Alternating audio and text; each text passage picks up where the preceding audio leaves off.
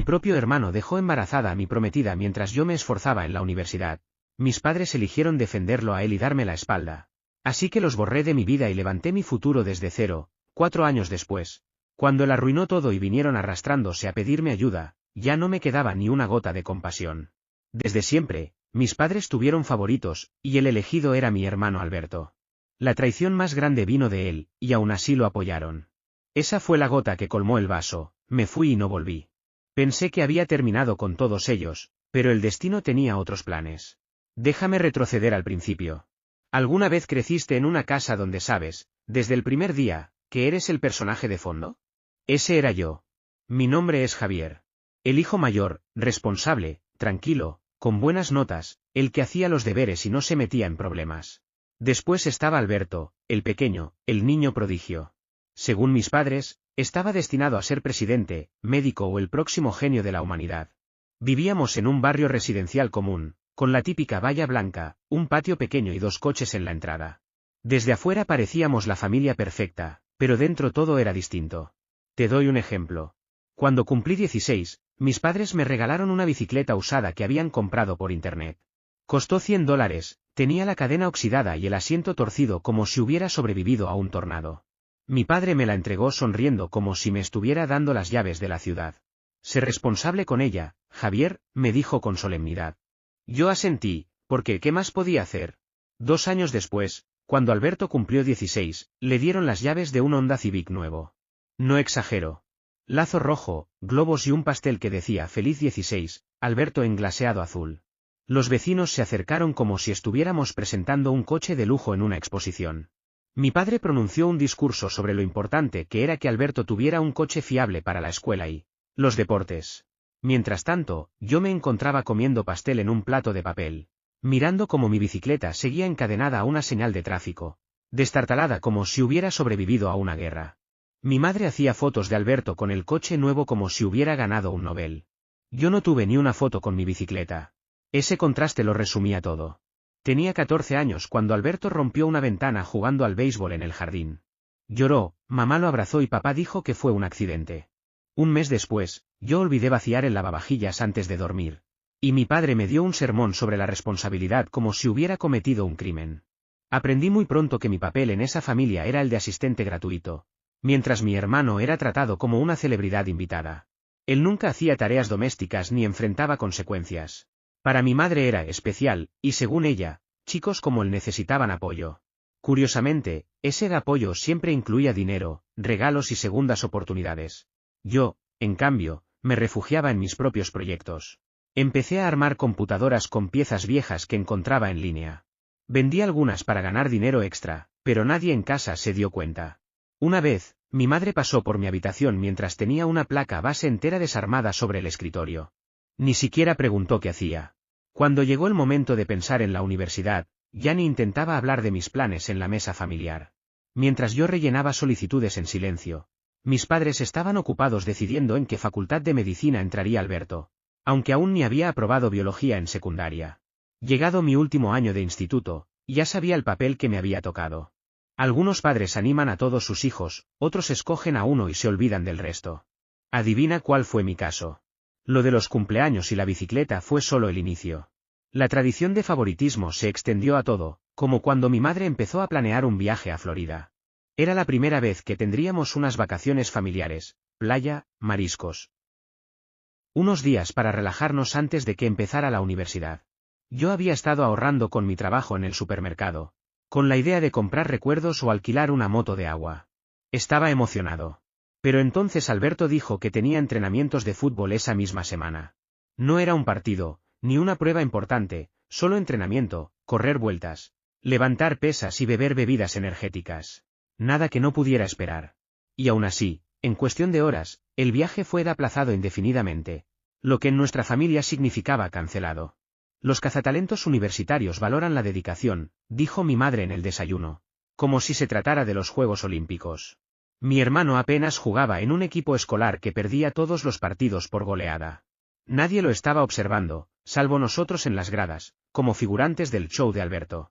Yo no discutí. ¿Para qué? Si hubiera sido yo con un conflicto de agenda, me habrían dicho, puedes saltarte esto una vez, Javier. La familia es lo primero. Pero para él no. En su lista, la familia iba después de los deportes y de la chica con la que estuviera escribiéndose esa semana.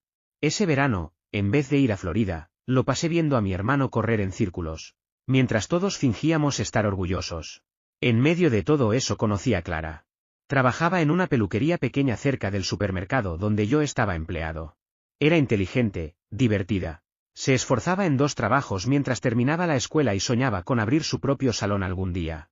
Empezamos a salir rápido. Un día la llevé a casa para presentarla antes de irnos a cenar. Mi madre apenas levantó la vista de lo que estaba cocinando. ¿Es tu amiga?, preguntó. Es mi novia, respondí. Ah, dijo, como si no hubiera escuchado. Y enseguida giró la conversación para preguntarle a Alberto por su horario de entrenamientos. Ese fue todo el intercambio. Mientras tanto, cada chica que mi hermano llevaba a casa era recibida con cenas especiales, presentaciones formales y preguntas de mi madre sobre sus metas y pasatiempos, como si fueran concursantes en un reality. Pero Clara fue tratada como si no existiera. Claro, hasta que llegó el momento en que su historia cambiaría mi vida para siempre. Cuando me gradué del instituto, yo ya había dejado de intentar que me reconocieran. Me aceptaron en una buena universidad con una beca completa. Le conté a mi madre durante una cena. Apenas levantó la vista del móvil y respondió con un «qué bien, hijo», mientras enviaba mensajes a Alberto sobre su próximo partido de práctica. Ese era siempre el contraste. Alberto apenas conseguía aprobar biología. Una vez llegó a preguntarme si la fotosíntesis era un ajuste de cámara, y aún así mi madre lo llamaba el futuro médico de la familia. Yo, en cambio, era el que había conseguido una beca completa en informática. Alberto podía levantar 80 kilos en el gimnasio y escribir mal la palabra biología en el primer intento. ¿Pero a quién presumían orgullosos en la iglesia? Exacto, a él. Tanto así que ni me molesté en contarles cuando obtuve unas prácticas en una pequeña empresa de tecnología el verano después de terminar el colegio. Sabía que tarde o temprano se enterarían, probablemente porque tía Mercedes lo mencionaría. Ella era la única que se interesaba por mis estudios, mis trabajos y mi vida en general. Para mi madre, en cambio, era demasiado curiosa. Para mí, era simplemente la única cuerda en esa familia. Recuerdo que, poco antes de empezar la universidad, escuché a mi madre hablando por teléfono con su hermana. Le decía, Alberto estará tan ocupado con lo de premedicina, rezamos para que mantenga sus notas. Ni una sola palabra sobre mí, el que ya tenía beca, prácticas y un plan definido. Ya no me enfadaba, me parecía casi cómico, como ver a alguien apostarlo todo en un caballo que se tropieza solo. Ese verano trabajé, ahorré y pasé tiempo con Clara siempre que coincidían nuestros horarios. Ella valoraba que yo tuviera objetivos y no estuviera perdido como tantos otros. Pasábamos horas en su coche, después de los turnos de noche, hablando de futuro, departamentos, trabajos, incluso mudarnos fuera del estado algún día. De mi familia le contaba poco. ¿Qué podía decir? Ven a ver cómo mis padres actúan como si mi hermano estuviera curando el cáncer solo porque puede lanzar un balón. A 6 metros. No, gracias. Cuando empecé a empacar para la universidad, ya tenía 2 cosas claras. Primero, que mi familia nunca iba a cambiar. Segundo, que la única forma de tener algún valor en esa casa era marchándome. Y vaya que no me equivoqué. La vida universitaria me golpeó fuerte, pero en el buen sentido. Ciudad nueva, sin padres, sin Alberto, sin comparaciones constantes. Me sumergí en las clases y en mi trabajo a medio tiempo. Proyectos de programación, asignaturas de ciberseguridad, noches eternas en el laboratorio de informática. Fue agotador, pero también fue la primera vez que sentí que estaba construyendo algo propio. Clara seguía en nuestro pueblo, compaginando el empleo en el salón con los estudios en el instituto comunitario, ahorrando cada céntimo. Nos las ingeniamos para mantener la relación, videollamadas, visitas de fin de semana cuando lograba reunir dinero para la gasolina. Fueron 2 años a distancia, nada fácil, pero lo logramos. Ella nunca se quejó de mis horarios ni de la distancia, siempre me apoyó. Al finalizar el 2.º año, gracias a mis prácticas y pequeños trabajos, logré reunir lo suficiente para comprar un anillo sencillo. No era ostentoso, pero sí un símbolo de que había planeado el paso. Le propuse matrimonio en un parque cerca de su apartamento, los 2 solos. Ella lloró, dijo que sí y me abrazó como si temiera que desapareciera. En ese instante sentí que mi vida, por fin, se alineaba. Lo irónico fue que, de repente, mis padres comenzaron a tratar a Clara como si de pronto importara. Mi madre preguntaba por los planes de boda, por el vestido que le gustaba, por dónde celebraríamos la ceremonia. Incluso mi padre asintió satisfecho cuando mencioné que buscábamos un lugar pequeño para después de mi graduación. Por primera vez pensé que quizá, solo quizá, empezarían a verme a mí y no solo a Alberto. Ingenuo de mí. Llegó el receso de Acción de Gracias, a finales de noviembre. Planeaba anunciar la fecha de la boda y compartir la buena noticia de que mi pasantía podía convertirse en un empleo estable. Conduje a casa convencido de que sería un festivo tranquilo. Entonces recibí un mensaje de Clara: Javier, tenemos que hablar. En Starbucks, por favor. Es importante. Esa sensación de vacío en el estómago me golpeó de inmediato. Aunque intenté convencerme de que sería simple estrés por la boda. Ella ya estaba en una mesa, con el café entre las manos como si de él dependiera su vida. Ni me miró. Me senté y pregunté qué pasaba. Tomó aire temblorosa y soltó: estoy embarazada. Me quedé helado, con miles de pensamientos a la vez. Y antes de que pudiera reaccionar, continuó: es de Alberto. El mundo se me vino abajo. Me contó, entre sollozos, que él pasaba mucho por el salón cuando yo no estaba, que le decía que debía sentirse sola, que simplemente ocurrió. No paraba de disculparse, llorando contra el vaso. Yo no grité ni pedí detalles. Solo tomé mis llaves y me fui. El trayecto hasta casa fue un borrón. Al entrar, los encontré allí, mi madre paseando nerviosa, mi padre con los brazos cruzados frente a la ventana y Alberto sentado en el sofá, como un niño esperando sus notas. Silencio absoluto. Finalmente lo miré directo y pregunté: ¿quieres explicar esto? Murmuró algo que apenas se entendía. Habla claro, le exigí, mi voz retumbando en el salón. Nada. Me acerqué, lo agarré de la camisa y lo estampé contra la pared. Dilo. Te acostaste con mi prometida. Con mi prometida, Alberto. Ni siquiera levantó la cabeza. Ni una disculpa, nada. Mi madre gritaba: Javier, suéltalo ya. Mi padre bramaba mi nombre como si yo fuera el problema. Yo respiraba agitado, con el puño apretando su ropa, esperando que me mirara. Que dijera algo, lo que fuera, pero solo bajaba la vista como un cobarde. Lo arruinas todo, le escupí entre los dientes. Y aún así te siguen protegiendo. Entonces mi madre, fuera de sí, lanzó la frase que lo dejó todo claro: estás fuera de control. Alberto está asumiendo la responsabilidad. Va a ser padre y debemos apoyarlo como familia. Me giré hacia ella, todavía sujetando a Alberto con fuerza. ¿Apoyarlo? Le solté con rabia. Me traiciona, le destroza la vida a su propio hermano y ahora quieren que le ayude a criar a ese niño. ¿Se escuchan a ustedes mismos? En ese momento, mi padre dio un paso al frente, como si quisiera separarnos. Déjalo ya, Javier. Necesitas calmarte, me dijo, suspirando como si el problema fuera yo. ¿Calmarme? Claro. Según él, todo eran errores de juventud. Se atrevió a decir: si de verdad quieres a Clara, lo mejor que puedes hacer es dejarla ir. Así, como si fuera una chaqueta vieja que ya no necesitaba. Empujé a Alberto una última vez antes de soltarlo. Tropezó, pero no pronunció palabra. ¿Saben qué? Dije señalándolos a todos. Ya tomaron su decisión. Siempre ha sido él, nunca yo. Mi madre lloraba, mi padre se veía furioso, y Alberto seguía en silencio. Yo, en cambio, estaba acabado con todo aquello. No hicieron nada por detenerme. Tal vez pensaron que volvería en unos días, como si nada. Pero esa noche, cuando me subí al coche y conduje lejos, supe que esta vez era definitivo. Al volver a la universidad, cambié de número, borré todas las fotos y mensajes, y bloqueé a todos menos a la única persona que siempre me trató como un ser humano, la tía Mercedes. Cuando alguien me preguntaba por la boda, respondía simplemente: se canceló, no pregunten más. Me refugié en mis estudios, en los proyectos de programación y en mi beca de prácticas. Era lo único que me quedaba. Los días se fundían con las noches, clases, líneas de código, comer cuando me acordaba, dormir cuando ya no podía más. Repetir. No hablaba de lo ocurrido, ni con amigos ni con profesores. Fue entonces cuando un docente, el doctor Serrano, notó que pasaba más horas en el laboratorio que en mi propio dormitorio. Una tarde, mientras yo depuraba unos scripts de seguridad, se acercó y me preguntó: ¿has pensado en dedicarte a la investigación? ¿De qué tipo? Respondí con indiferencia. Ciberseguridad, dijo él. Pruebas de penetración, escaneo de vulnerabilidades, sistemas de encriptación. No puedo pagarte, pero te servirá en tu currículum. No lo dudé. Acepté de inmediato. Desde entonces, cada hora libre la invertí allí. En 3 meses aprendí más que en 2 años de clases: herramientas para pentesting, análisis de redes, algoritmos de cifrado. Tenía algo que me mantenía enfocado y me alejaba del desastre que había dejado atrás. Pero mientras yo crecía, la situación en casa empeoraba. Medio año después de mi partida, recibí un mensaje de la tía Mercedes. Alberto abandonó la carrera de medicina. Pensé que debería saberlo. Me quedé mirando la pantalla un momento y volví al teclado.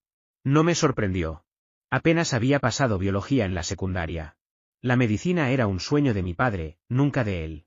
Para mis padres, Alberto era un genio, pero ahora todo se había acabado antes de empezar. Una semana después, la tía Mercedes me llamó. No se los confesó hasta que fue oficial. Se pasó todo un semestre suspendiendo asignaturas antes de admitirlo. Tu madre lloró 2 días. Tu padre culpó a los profesores. Casi solté una carcajada. Lo de siempre. Nada era culpa de Alberto. Poco después supe que había vuelto a casa para encontrar su camino. Mi madre decía que necesitaba tiempo, y mi padre hablaba de segundas oportunidades. Pasaron los meses. Clara tuvo al bebé y lo criaba casi sola. Alberto solo ayudaba cuando mi madre lo obligaba. Intentó trabajar en un lavadero de coches, duró 2 semanas. Probó en un instituto comunitario, abandonó a mitad de semestre. Repartió pizzas durante 1 mes. Nada. Mis padres seguían diciendo que estaba descubriéndose a sí mismo. Mientras tanto, yo estaba en mi último año. Gracias a los proyectos que había hecho con el Dr. Serrano, una startup de seguridad informática me ofreció un puesto de desarrollador junior con participación en la empresa. No era un gran sueldo al inicio, pero sí una oportunidad real de construir algo desde cero. Acepté sin dudar. Tras graduarme, empaqué todo y me mudé 3 horas lejos, a un pequeño apartamento en la ciudad. Colchón en el suelo, 2 platos en la alacena y el portátil sobre una mesa plegable. No era lujoso, pero era mío. Los primeros meses fueron agotadores, jornadas de 12 horas. Comida rápida barata y un océano de aprendizaje constante. No me importaba, porque cada línea de código me alejaba más de la vida que había dejado atrás. La tía Mercedes seguía informándome, quisiera yo o no un día me contó. Alberto anda diciendo que quiere abrir un negocio en línea. Tus padres piensan ayudarlo con dinero. No respondí. Meses después, me avisó. Pidió prestados $40.000 para su negocio. Duró 1 mes. Tus padres cubrieron la deuda. Vendieron inversiones, incluso parte de la jubilación de tu padre. Ya ni siquiera me molestaba. Era como ver una película repetida, sabías exactamente cómo acabaría. La diferencia era que yo ya no formaba parte del guión. Mientras ellos hipotecaban su futuro por Alberto, yo estaba construyendo el mío desde cero, escribiendo software, firmando el contrato de un apartamento más grande, avanzando sin mirar atrás. Nunca los llamé, nunca volví a visitarlos. Para mí, esa casa había quedado atrás 4 años antes y nada de lo que hicieran me arrastraría de vuelta. Con el 4.º año en la startup, todo cambió. La herramienta de ciberseguridad que desarrollamos empezó a llamar la atención. Llegaron inversores, entró capital, el equipo creció. Pasé de programador junior a desarrollador líder cuando mi jefe se marchó. De repente, yo tomaba decisiones, dirigía un equipo y lanzaba actualizaciones que la gente valoraba. Mi vida también mejoró, apartamento más grande, muebles de verdad, un coche usado pero confiable. No era lujo, pero sí progreso. Y entonces, otra llamada de la tía Mercedes. Tus padres vendieron la casa. Me quedé helado. ¿Qué? ¿Por qué? Las deudas. El préstamo del negocio de Alberto, los gastos médicos de tu padre, era demasiado. Tu padre ya había estado 2 veces en el hospital ese año. Problemas cardíacos. Tía Mercedes me contó en una de nuestras conversaciones que mamá había llorado el mismo día en que firmaron los papeles para vender la casa. Decía que no pudo contenerse al entregar las llaves, como si con ese acto estuviera soltando también todos los recuerdos de años de esfuerzo. Después de eso, se mudaron a un modesto apartamento de 2 habitaciones en las afueras de la ciudad. Un lugar pequeño, casi sin luz natural y con las paredes gastadas, nada que ver con la casa en la que crecimos. Y, como era de esperarse, Alberto se mudó con ellos. ¿Y qué pasa con Clara? Quise saber, aun sabiendo que probablemente no me iba a gustar la respuesta. Ella sigue criando al bebé prácticamente sola, respondió mi tía con resignación. Alberto solo aparece cuando tu madre lo obliga a hacerlo. Así que, en realidad, nada ha cambiado. 1 mes después, recibí otro mensaje de tía Mercedes. Alberto renunció a su trabajo en Target. Dice que el gerente lo irrespetó otra vez. Apenas habían pasado 2 semanas cuando volvió a escribirme, ahora anda con una nueva idea de negocio. Dice que quiere que tus padres inviertan. Me limité a dejar el mensaje sin contestar. Conocía demasiado bien ese patrón, siempre una nueva excusa, siempre un nuevo plan milagroso. Y el desenlace previsible. No me equivoqué. Un par de meses después, tía Mercedes me llamó directamente para confirmarme lo que ya sabía. Convenció a tus padres de entregarle lo poco que les quedaba de sus ahorros. Un proyecto de reventa de aparatos electrónicos por Internet. Fracasó antes de empezar. No pude evitar soltar una risa amarga. Era la misma historia, con distinto envoltorio. Sin embargo, lo siguiente sí me estremeció: tu padre volvió al hospital. Otro episodio cardíaco, me dijo. Me quedé en silencio, con la garganta apretada. ¿Está bien?, pregunté al fin. Estable, respondió. Pero el estrés no ayuda. Por supuesto que no ayudaba. Ellos estaban quemando dinero, perdiendo la estabilidad, cargando con un adulto que se comportaba como si todo le perteneciera. Era inevitable que, tarde o temprano, algo se quebrara por completo. Mientras la vida de ellos se desmoronaba, la mía tomaba un rumbo completamente distinto. La empresa en la que trabajaba había conseguido un contrato importante. Mi nombre aparecía en presentaciones y en foros de tecnología se compartía el software que habíamos creado. Comencé a viajar, primero a San Francisco para una conferencia de seguridad, luego a Nueva York para mostrar un producto a un cliente. Fue la primera vez que volé en años, y recuerdo la mezcla de nervios y entusiasmo al ponerme un traje nuevo que compré solo para esas ocasiones. Me sentía, al fin, reconocido. Mientras yo me encontraba allí, explicando soluciones de seguridad a corporaciones de la lista Fortune 500, Alberto estaba en casa discutiendo con mamá porque no quería prestarle dinero para la gasolina. Tía Mercedes llegó a enviarme capturas del chat familiar, Alberto quejándose de que nadie apoyaba sus sueños. Mis padres justificándolo como siempre. Solo necesita tiempo, insistía mamá. Tiempo, cuando ya tenía 24 años, deudas acumuladas y un hijo al que apenas veía. Una noche, tía Mercedes me llamó indignada, le pidió a tus padres que firmaran como codeudores de otro préstamo. Cuando le pregunté qué había pasado, me respondió con voz seca: al principio se negaron, pero al final cedieron. No supe si reír o llorar. ¿Qué vendieron esta vez, el coche?, pregunté con sarcasmo. Exacto, contestó ella. Ahora se mueven en autobús. Me quedé en silencio, con una mezcla de rabia y tristeza. Los mismos padres que me exigieron independencia, que minimizaron cada esfuerzo mío, eran los que ahora entregaban coche, casa y ahorros para mantener a Alberto a flote. Y lo peor, él ni siquiera hacía el intento de nadar. Llegó un momento en que ya no sentía ira, sino resignación. Todo era tan predecible como ver a alguien poner la mano en el fuego, gritar de dolor y repetirlo una y otra vez. En mi caso, por primera vez en mi vida ya no tenía que preocuparme por la renta o las facturas. Mi cuenta de ahorros crecía. Había mejorado mi coche y hasta participaba en reuniones para discutir la posibilidad de lanzar una segunda línea de productos. Mi nombre empezaba a aparecer en solicitudes de patentes, en presentaciones y hasta en blogs tecnológicos. Sentía que el esfuerzo de tantos años al fin tenía frutos. Después, tía Mercedes me contó algo que me dejó helado. Mamá había llorado otra vez.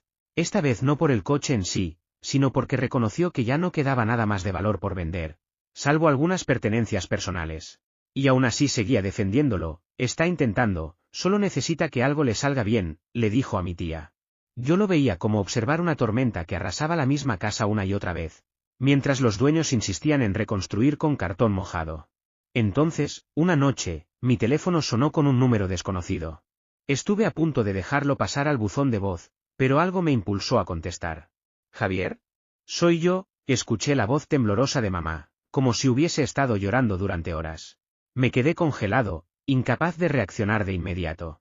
¿Cómo conseguiste este número, tía Mercedes?, pregunté, incrédulo. Por favor, no cuelgues. Necesitamos hablar, respondió apresurada. Mi primer impulso fue cortar la llamada. Habían pasado 4 años de absoluto silencio y ahora aparecían de esta manera. Pero contuve el enojo. ¿Qué quieres?, pregunté con un tono seco. Hizo una pausa, como si necesitara reunir fuerzas. Javier, las cosas se han complicado mucho. ¿Complicado? Después de todo lo que hicieron, esa era la palabra que escogía. Continuó: la salud de tu padre está muy mal. Ha estado 2 veces en el hospital este año. Vendimos el coche después de la casa. Ya no tenemos nada. Me recosté en la silla, intentando procesar lo que escuchaba. ¿Y por qué me cuentas esto? Su voz se quebró al responder. Porque necesitamos tu ayuda. No podemos con las cuentas. Tu padre ya no puede trabajar. Alberto está intentando. La interrumpí con ironía. Tiene 24 años. ¿Cuándo va a dejar de intentar y va a empezar a hacer algo real? Ella guardó silencio unos segundos. Solo necesita otra oportunidad, repitió con voz apagada. Solté una risa amarga. Déjame entenderlo, están en la ruina porque vendieron la casa, el coche, los ahorros, todo por él. Y ahora quieren que yo lo arregle. Somos tus padres, me dijo de repente, como si esas palabras fueran un argumento irrefutable. ¿Y yo no era tu hijo? Repliqué con dureza. El mismo al que le pidieron que dejara a Clara, al que ignoraron cada vez que Alberto arruinaba algo. En la línea solo se escuchaba su respiración entrecortada. Finalmente, con un tono mucho más suave, casi suplicante, dijo: Javier, por favor. Tu padre está muy enfermo. No tenemos nada. Te necesitamos. Apreté la mandíbula. Lo único que podía recordar era aquella noche de gritos, de traición, con Alberto sentado en silencio mientras ellos me exigían apoyarlo en nombre de la familia. Ustedes ya hicieron su elección, dije, con voz baja pero firme. Siempre fue él, nunca yo. No era justo, pero era la verdad. Se lo dije de frente y la corté en seco. Al otro lado de la línea no escuché más que su respiración entrecortada, no hubo palabras, solo silencio. Dejé que esa pausa pesada se mantuviera unos segundos antes de terminar. No tengo nada para ti. Adiós, mamá. Colgué de inmediato. Al apoyar el teléfono sobre la mesa, mis manos temblaban. Por primera vez en años no sabía qué sentir. Ni ira, ni tristeza, nada. Solo un vacío extraño. Al día siguiente, me llamó tía Mercedes. Escuché que tu madre intentó hablar contigo, comentó. Sí, respondí, con voz apagada. Está desesperada, Javier. Ya no les queda nada. La salud de tu padre empeora y, hizo una pausa con un suspiro. ¿Y Alberto, sigue siendo Alberto? ¿Qué significa eso? Pregunté. Que pasa los días tirado en el sofá, mientras tu madre se rompe la espalda trabajando medio tiempo en el supermercado para que no les corten la luz. Ahora anda hablando de otro de sus grandes proyectos de negocio. Solté una risa amarga. Déjame adivinar, necesita dinero.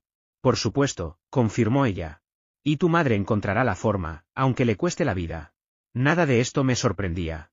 Tía Mercedes continuó diciendo que mi madre había comentado que desearía que las cosas con nosotros hubieran sido diferentes. No respondí, sabía que los deseos no cambiaban realidades. Con el paso de las semanas, las noticias siguieron llegando, me gustara o no. El supuesto negocio de Alberto terminó hundiéndose aún más. Convenció a mi madre de vender las pocas joyas que le quedaban para salvar la situación. 3 semanas después, todo se desplomó y el negocio cerró definitivamente. En medio de ese desastre, mi padre volvió al hospital. Según tía Mercedes, el estrés lo estaba consumiendo. Las cuentas se acumulaban, ya no había coche, ni casa, ni ahorros de jubilación. Alberto, como siempre, culpaba a todos menos a sí mismo, que los socios no cumplieron, que el mercado estaba mal, que solo necesitaba un golpe de suerte. Las mismas excusas de siempre. Mientras tanto, yo apenas tenía tiempo para pensar en ellos. Nuestra empresa estaba a punto de lanzar una actualización de software enorme. Los inversores hacían fila para la próxima ronda de financiamiento. Mis días eran tan frenéticos que muchas veces me saltaba comidas. Sin embargo, en las noches silenciosas, la voz de mi madre volvía a mi cabeza: tu padre está enfermo. Te necesitamos. Yo me repetía que no era mi problema, porque no lo era. Lo único que tenía claro era que ese tren iba directo al desastre, y no pensaba estar en medio cuando ocurriera. No tardó en llegar. 2 meses después, un martes por la tarde, sonó mi teléfono. Era tía Mercedes. ¿Estás sentado? Sí, ¿por qué? Arrestaron a Alberto. Casi derramé el café. ¿Por qué motivo? ¿Fraude? Algo así, contestó. Intentó falsificar documentos para conseguir otro préstamo tras el fracaso del último negocio. El banco lo descubrió y llamó a la policía. No estaba sorprendido, pero sí impactado. ¿Y qué tan grave es? Lo suficiente como para que tus padres tuvieran que pagar la fianza, dijo ella. Aunque no tenían cómo hacerlo. Una semana después, me volvió a escribir: se quedaron sin apartamento. Llegó la orden de desalojo. Ya estaba todo perdido, la casa, el coche, los ahorros, y ahora el techo bajo el que vivían. Se mudaron a un alquiler barato al otro lado de la ciudad, un sitio con apenas agua corriente. ¿Y Alberto? Pregunté. Durmiendo en su sofá, quejándose de que el mundo está en su contra, contestó. El guión de siempre, con el mismo protagonista. Lo que vino después me arrancó una carcajada incrédula. Clara se fue, me dijo tía Mercedes. Hizo las maletas, tomó al niño y se mudó a otro estado. Dijo que ya no pensaba esperar a que Alberto madurara. Ahí estaba, sin pareja, sin hijo, sin casa, sin coche, sin empleo. Solo un cúmulo de deudas y unos padres sin nada más que vender. Mientras tanto, mi vida era completamente distinta. Nuestra startup despegó tras ganar un contrato piloto con una agencia federal. Lo que empezó como un pequeño acuerdo temporal se convirtió en un contrato completo. Tras pasar todas las auditorías de seguridad, los inversores duplicaron su apoyo. En 6 meses, mi equipo creció de 5 a 30 desarrolladores, y yo estaba al frente. Revistas tecnológicas publicaban artículos sobre nuestro software. Incluso me entrevistaron en una revista sobre tendencias en ciberseguridad. Desconocidos me etiquetaban en LinkedIn como una promesa a seguir. Compré un apartamento en el centro, moderno, con ventanales enormes y 2 dormitorios. Muy lejos de aquel colchón en el suelo donde había comenzado. Mientras yo hablaba en una conferencia de ciberseguridad en Chicago, Alberto volvía a enfrentar a los tribunales por no pagar las multas de su fraude. Según tía Mercedes, mi madre tuvo que pedir dinero a los vecinos para mantenerlo fuera de problemas.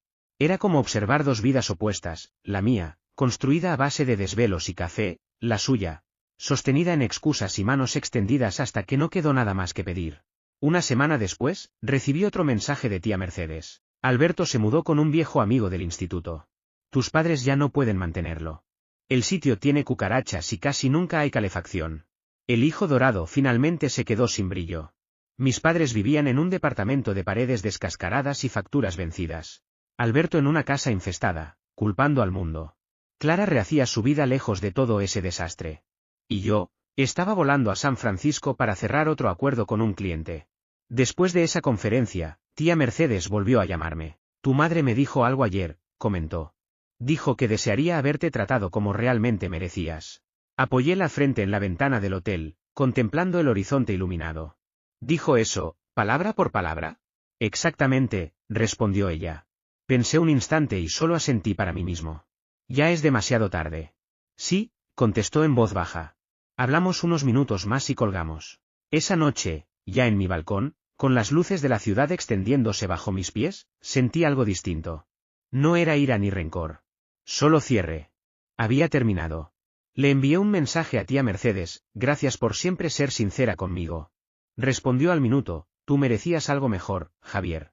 Siempre lo mereciste. A partir de entonces, tomé una decisión definitiva, no volvería a mirar atrás. Dejé de responder a llamadas y dejé de abrir mensajes que solo querían arrastrarme de nuevo a un pasado que ya no me pertenecía. Mi vida seguía avanzando, nuevos proyectos, viajes constantes y una pareja que me apoyaba en cada paso. De mi familia solo quedó un eco lejano, un recuerdo que ya no dolía, sino que servía como recordatorio de lo que nunca debía repetir. Yo ya no era el hijo olvidado ni el hermano desplazado. Era el hombre que había construido su vida con sus propias manos, y a partir de ese día, decidí vivir sin cargar con fantasmas que jamás aprendieron a valerse por sí mismos.